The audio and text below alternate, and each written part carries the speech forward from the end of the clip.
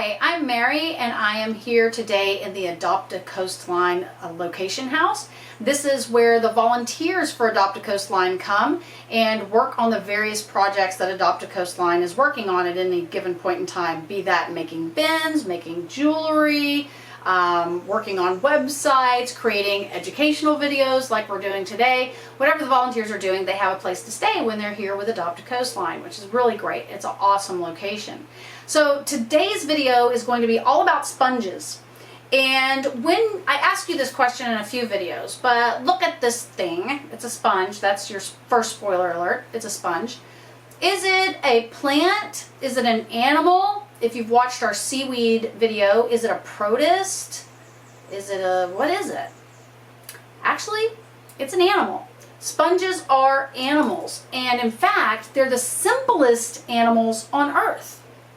The simplest. And so let's talk about what that means. All right, so first of all, they're in what we call phylum Porifera. That's the big scientific name for them.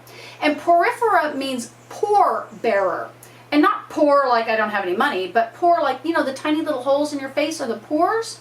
Well, that's what sponges have, these tiny little holes all throughout their body. And so they're covered in pores. So their phylum name bears that out.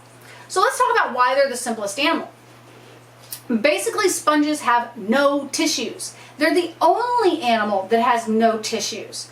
So they have cells. All animals have to have cells, but they're not organized into tissue groups. Like we as humans have tissues. We have brain tissue. We have muscle tissue.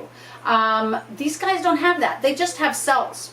So they have a few different types of cells. They have an outer layer of cells outside of their body. Then inside the body, there's an inner layer of cells.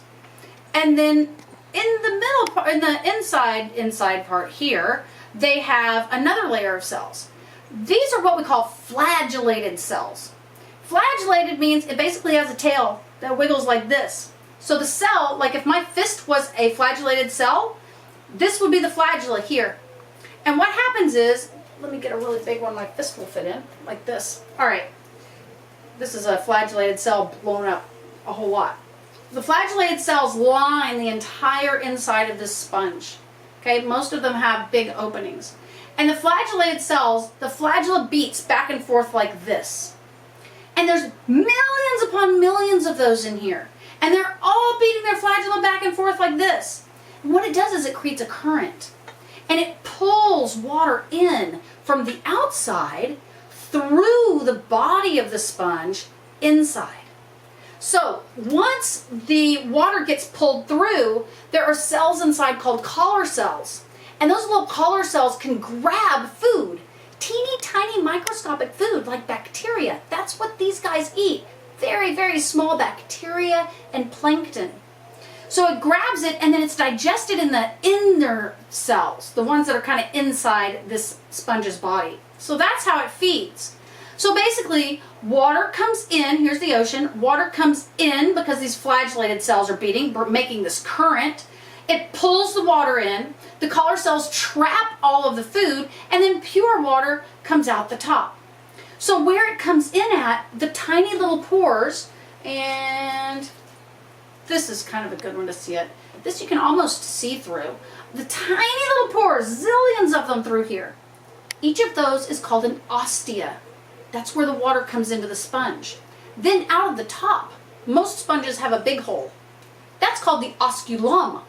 That's where all of the filtered water comes out. So we can see, and this one has a very large osculum and a very interesting body. Look at how it's shaped. This one has an extremely large osculum. So all of these ostia along the outside, water comes in and out the osculum. So that's what makes these guys the simplest animals on Earth. They have no tissues. They have no organs. They have no stomach, nothing. Everything is done at the cellular level. Everything. And the most amazing thing about this is how these guys can reproduce. And there's two ways. The first way is sexual reproduction. That means, let's take two of the same kind, because that makes better sense. Let's say we have a boy sponge and a girl sponge, but guess what? We don't really have a boy sponge and a girl sponge, because sponges are hermaphrodites. And a hermaphrodite is an animal that can be both a male and a female at the same time, practically. So this sponge here can release sperm or eggs. This sponge here can release sperm or eggs. Now, they don't get together for sexual reproduction. Why? Well, because there's something called sessile.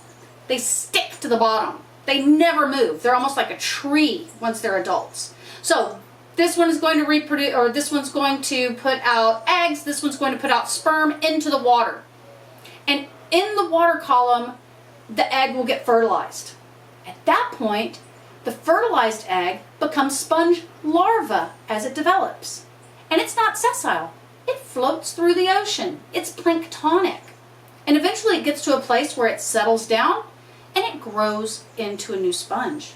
So that's the sexual reproduction. Then we have asexual reproduction. Asexual reproduction means no sex. That means you don't need a male and you don't need a female. In fact, you just need one. If and I hate to break any of these, but let me find one that's a little weird. If I took this one and it was alive and in the ocean, I could pull off that little piece, drop it over there, it would grow into a new sponge. Now this is where that cell thing comes back into the picture. Remember, no organized tissues, so there's not a brain in here or a stomach or a lung. Every cell can be whatever cell it wants to be if it needs to be. I can take this sponge, put it into a blender, break it down under a microscope to one single cell, put it in a petri dish, and grow a brand new sponge from one single cell. Sponges are the only animals on Earth that can do that. I can't take a blood cell and put it down and grow another me. But this guy can take any cell in his body and grow another him or her, because remember, it's both. It's a hermaphrodite. Okay, sometimes I get really excited about sponges and then I forget something in my whole talk, and that's what just happened. I forgot something super important about sponges. In fact, life-altering important. Okay, so sponges.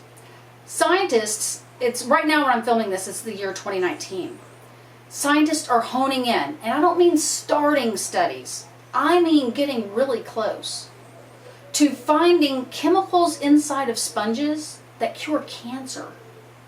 There's a lot of studies out there right now about it. In fact, if you go on Google and you just type in sponges, cancer, you're going to get a ton of scientific articles where they're really finding some amazing results using the chemicals that are found within these very simple animals.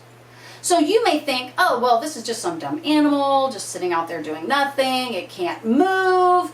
It doesn't even have a brain. It can't think. But this simple animal, the simplest animal on Earth, could end up saving your life one day. So if you knew that this sponge was going to save your life, would you kill it? Would you throw litter in the ocean that could possibly cover it up like a plastic bag? Cover it up and suffocate it so it couldn't filter feed anymore? It couldn't bring the water in and it would die? Of course you wouldn't. So when you're thinking about throwing that piece of litter on the ground, understand that eventually it's going to wind up in the ocean. I want to see a day where we don't have to have Adopt a Coastline, as great of an organization as it is, because everyone quits throwing their litter into the ocean. So animals like this, that just because it is its own organism does have the right to live, but this thing could save your life. So why don't you save it? Another good point about these guys is they filter the water. We pollute constantly. These guys filter the water and pull that out and help purify our water. All these little simple things are doing are good things for us. So let's take a few minutes, walk over to the trash can, put your litter in there, and do something good for the sponges.